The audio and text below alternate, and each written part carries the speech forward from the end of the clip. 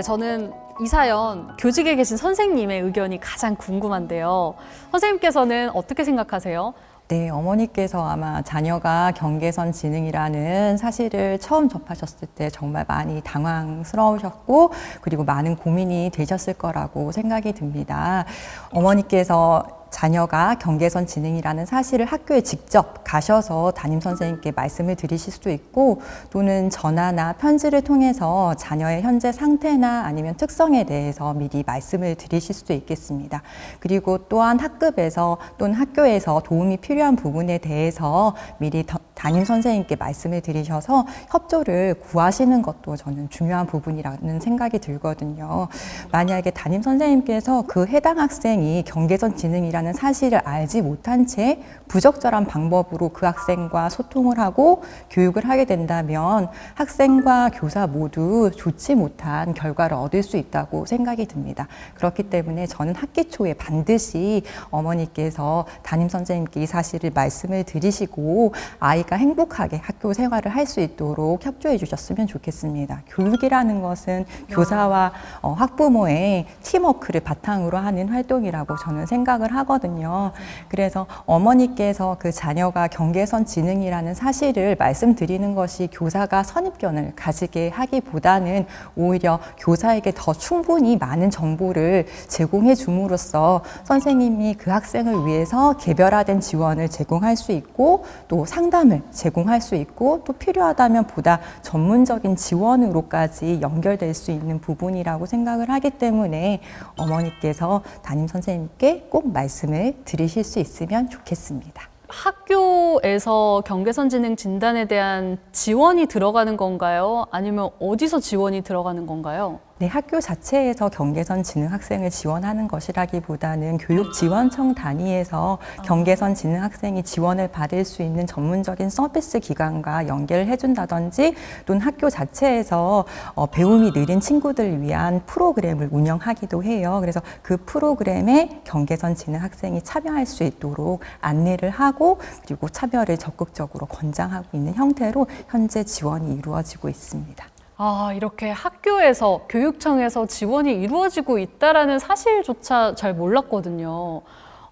그러면은 센터장님과 상담사님은 어떻게 생각하세요? 이거를 담임 선생님께 알리는 게 좋다라고 생각을 하시나요? 실제 어머님들께서는 정말로 제일 많이 물어보시는 것 중에 하나가 그거였고요. 학교 선생님이 혹시나 우리 아이한테 다른 편견을 가지면 어떨까 이런 고민을 되게 많이 하시는데 오늘 선생님께서 그렇게 얘기를 해주신 걸 보면 저도 이제 어머님들한테 학교 선생님하고 충분히 상의를 하시라고 말씀을 드릴 수 있을 것 같습니다. 이 사연 같은 경우는 어머님께서 아이의 상황을 받아들이고 앞으로 해결 방안을 모색하고 계신 것 같은데요. 반대로 느린 학습자로 의심은 되는데 부모님이 인지를 못하거나 부정하는 경우도 종종 있을 것 같아요. 사실 이런 경우가 더 많을 것 같거든요.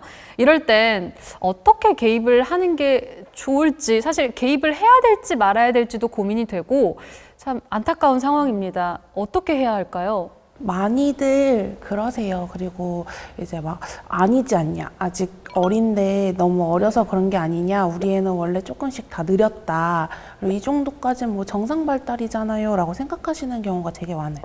근데 사실 경계성 지능이라고 해서 못하는 일이 정해져 있는 건 아니고 아이한테는 빠른 개입이 아이의 인생에 있어서 훨씬 더 필요한데 부모님이 인정하지 않아서 아이의 가능성을 계속 가리고 있으신 거기 때문에 저는 이제 그럴 때는 솔직하게 말씀을 드릴 때도 많아요. 독보적인 카리스마로.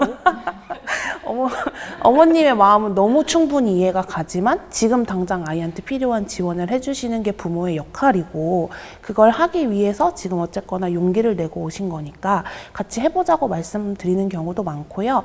상담센터를 사실은 안 찾아오시는 분들이 더 문제예요.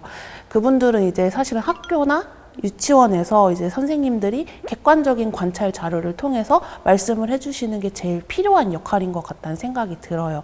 그래야지 이제 학부모님도 이제 선생님이 잘 모르시는 것 같은데 라는 말보다는 이제 관찰한 내용을 보고 아, 이런 점이 이렇게 보일 수 있구나. 그러면 혹시 모르니까 한 번은 다녀와 보자라고 마음 먹으실 수 있게 주변에서도 많이 도와주시는 게 좋다고 생각합니다. 센터에 찾아오는 많은 부모님들은 인지를 하지 못하고 오는 경우들이 사실은 대부분입니다. 아이가 조금 느리거나 아니면 다른 문제가 있다라고 생각을 하고 오시는 경우도 있는데요. 실제로 어떤 분께서는 인지는 하고는 계셨어요. 근데 인정을 하고 싶지는 않으셔서 경계선 지능이나 느린 학습자를 재는 기준이 지능 지수에 준하다 보니까 지능 검사를 계속해서 받으러 다니시는 분들도 있었습니다. 그러면 경계선 지능 진단이 안 나올 때까지 계속 받으러 다니시는 거네요? 네, 아무래도 이제 지능 검사라는 게 학습의 요인도 있고 그러다 보니까 아이한테 일부 문제를 학습을 시키기도 하시고 그래서 아이가 이제 평균 지능이 나올 때까지 그걸 계속해서 이제 받으러 다니시는 분들도 덜어 있었어요. 그래서 극소수이긴 하지만 그렇게 인정을 안 하려고 하시는 분들은 사실상 저희가 개입할 수 있는 방법이 거의 없습니다.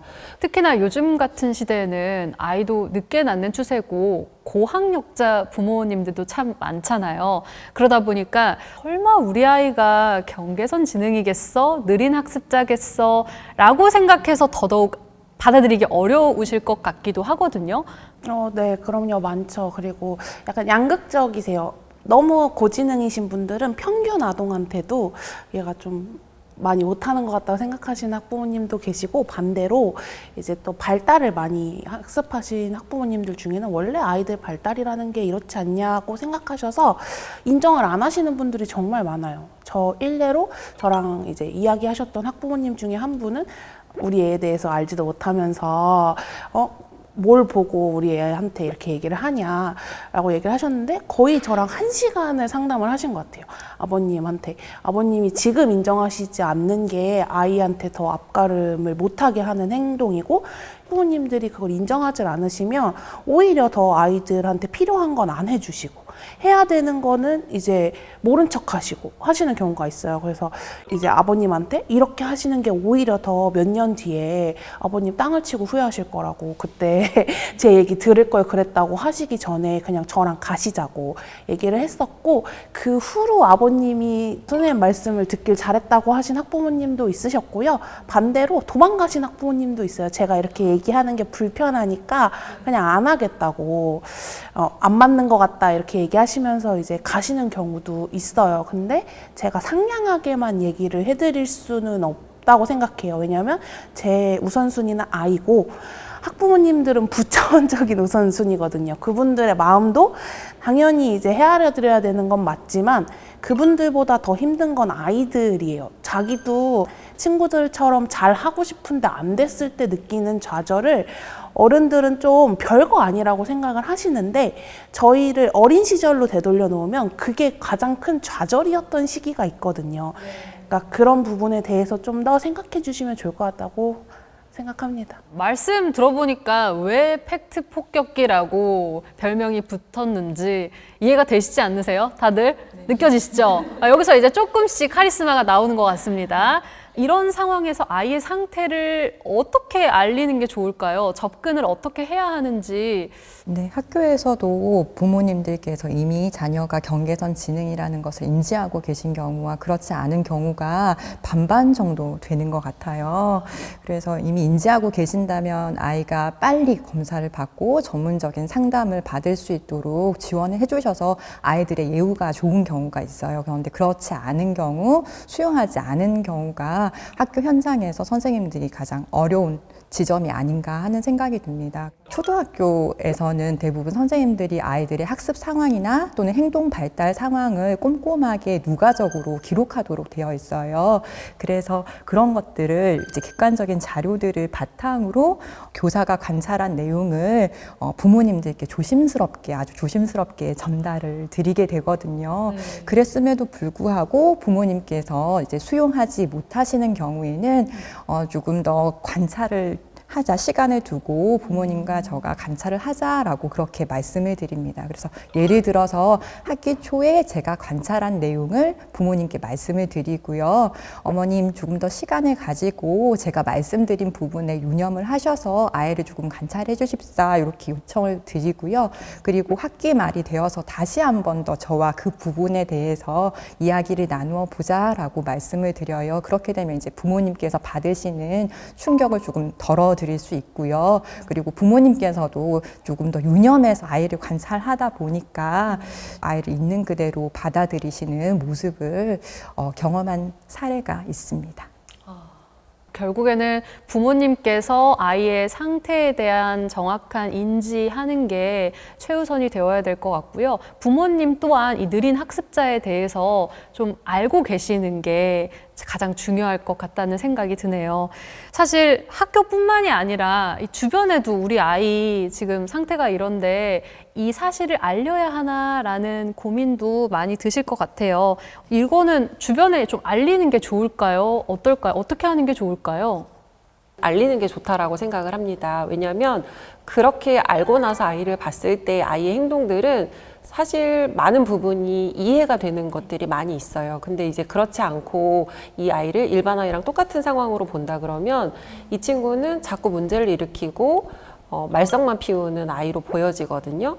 그리고 학습을 굉장히 또 싫어하는 친구들이 있어요. 공부만 하자 그러면 배가 아프고 머리가 아픈 친구들이 있기 때문에 다 그렇지 않나요? 요즘 아이들 다 공부하기 싫어하고 다 공부하자고 하면 배 아프다 하고 학원 가기 싫어하고 이걸로는 사실 판단하기가 어려울 것 판단하기는 같은데. 어렵죠. 근데 어쨌든 우리가 아까 그런 아이들에 대해서 조금 이해를 하고 본다 그러면 그 친구가 배 아프다 그런 게 어느 정도는 좀 수긍이 가는 부분들도 생길 겁니다. 그러면 우리가 부정적인 말을 이 친구한테 할 수 있는 것들을 한 번이라도 더 적게 하고 이 친구 입장에서 좀 더 생각해 볼 수 있지 않을까. 대부분의 어머님들은 그걸 말하는 거를 굉장히 걱정을 하시죠. 그리고 아이가 경계선 지능이나 느린 학습자라고 진단을 받는 거에 대해서 굉장히 사형 선고처럼 느끼시는 경우가 있어요. 이거는 아이도 하나의 개인적인 주체인 거를 인식을 하신다 그러면 아이가 좀 더 행복해질 수 있는 방법을 빨리 찾아보는 게 저는 더 올바른 방법이라고 생각을 합니다. 아이도 하나의 주체로서 인정을 해주시는 게 가장 중요할 것 같습니다. 서희 상담사님은 어떻게 생각하세요? 아이와 관련돼 있으신 분들한테는 안내해 드리는 게 좋다고 생각을 해요. 이제 학교 선생님 혹은 이제 상담사, 학원 선생님 외에도 아이랑 자주 접하는 어른들. 이제 어른들이 많이 하는 착각이 본인들은 할 수 있으니까 아이들도 할 수 있을 거라고 생각해요. 그렇지 않거든요. 아이들의 발달은 지금 계속 진행 중이고 그 발달상 정말 할 수 없는 것들이 있기도 해요. 근데 견디지 못했다고 이제 비난하기 너무 쉬워요. 왜 넌 이걸 못해? 같이 아이하고 연관이 있으신 분들한테는 안내해 주시는 게 아이를 위한 일이기도 하다고 생각을 해요. 자, 그러면 제가 여기서 궁금한 게 있는데요. 학교에서 선생님, 혹시 그 경계선 지능, 느린 학습자 아이들, 선생님께서는 어떻게 편견 없이, 선입견 없이 아이들을 바라볼 수 있으신가요? 노력을 하죠. 근데 이제 이 친구들은 만나다 보면 이 친구들과 함께 계속 학급 생활을 하다 보면 선생님께서 말씀하셨던 것처럼 눈에 띄는 행동을 상당수가 많이 하는 걸 볼 수 있어요. 수업 시간에 화장실을 계속 간다든지 아니면 책 귀퉁이에다가 낙서를 하고 있는다든지 선생님이 하라고 한 과제를 제대로 수행하지 않는다든지 이런 행동을 계속 보이게 돼요. 근데 선생님 말씀하신 것처럼 그 아이가 경계선 지능이라는 사실을 모르고 그 친구를 바라본다면 그 친구는 정말 문제아로 낙인을 찍을 수밖에 없는 상황이 되겠고요. 그래서 경계선 지능이라는 것을 알고 본다면 아, 이 친구가 지금 이 상황에서 어려움을 겪고 있는구나, 도움이 필요하구나 라는 생각을 가지게 되기 때문에 경계선 지능이라는 사실을 교사가 인지하는 건 되게 중요한 부분이라고 생각이 들고요. 거기에서부터 이제 교사가 노력할 수 있는 출발점이 되는 것이 아닌가 하는 생각이 듭니다. 네, 맞습니다. 그렇다면 우리가 여기서 꼭 알아야 될 부분은 아이의 상황을 인지했다면 어떻게 교육을 하는 게 좋을까에 대한 이야기를 이제 해보는 게 좋을 것 같아요. 위 사연에서도 제가 잠깐 언급을 했습니다만 지능은 향상될 수도 있다고 하던데 얼마나 향상될 수 있는지 그리고 정상 수준과 비슷하게 도달할 수 있을지 가장 많이 궁금해 하십니다. 이게 좀 어떻게 달라질까요? 지능을 올릴 수는 있지만 그게 어떤 경계선에서 평균 이상의 지능으로 올라간다거나 하는 그런 정도의 상승은 일어나진 않습니다. 하지만 지능 중에서도 개발을 시킬 수 있는 부분은 있기 때문에 우리가 학습을 통해서 충분히 개선을 시켜 나가줘야 되는 부분들이 있고요. 그 경우라면은 지능을 측정을 했을 때 경계선에서 평균 정도의 사이에 머무르게 하는 그런 효과는 가져올 수 있습니다. 근데 전혀 교육을 하지 않는다 그러면 아마 경계선에서 더 도태되는 형태로는 더 빠르게 진전이 될 수 있기 때문에 교육을 하는 것은 적기에 이 친구에게 맞는 교육을 하는 것은 굉장히 중요한 일이라고 생각을 합니다. 그러면은 이게 어떻게 교육이 들어가면 좋을까요? 말씀하셨던 것처럼 저희가 이제 위스크라는 도구를 통해서 아이들의 지능을 확인을 하는데 그 중에 이제 결정지능이랑 유동지능이라는 말이 있어요. 결정지능은 만들어지는 지능들이 많아요. 예를 들면 상식, 언어 이해력. 그래서 이런 부분은 이제 말씀해 주셨던 것처럼 학습을 통해서 향상이 가능하거든요. 그런데 이제 학부모님들이 경계성 지능이면 다 그냥 낮은 거 아니에요 라고 생각하실 수 있는데 그렇진 않아요. 어떤 게 낮냐가 되게 중요해요.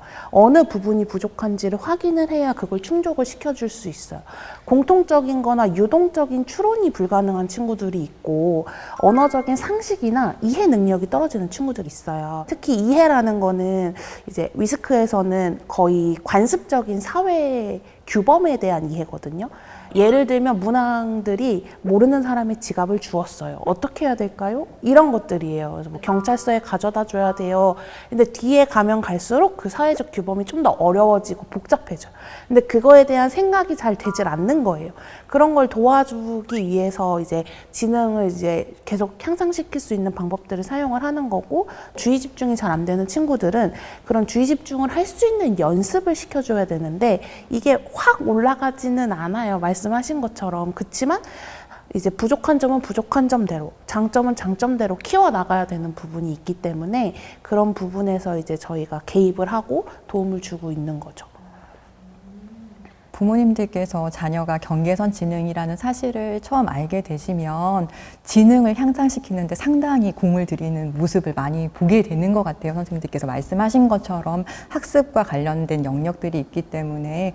그런데 그 지능 검사라는 것은 언제나 측정 오류를 동반하고 있고 그리고 지능 검사 점수라는 것이 아이가 가지고 있는 모든 능력을 대변하는 점수는 아니거든요. 그래서 이것만 기억하시면 참 좋을 것 같습니다. 그래서 지능 그 지수에 너무 집착하지 않으셨으면 그래서 아이가 무엇을 좋아하고 무엇을 잘하는지 더 들여다보시면 좋지 않을까 하는 생각을 가지고 있습니다. 네, 드라마틱하게 지능이 갑자기 확 올라가진 않지만 그래도 어느 정도 부분의 지능은 개선이 가능하다라고 말씀을 해주셨어요. 자, 그렇다면 어떤 교육이 필요할까 구체적으로 좀 궁금해 하실 텐데요. 다른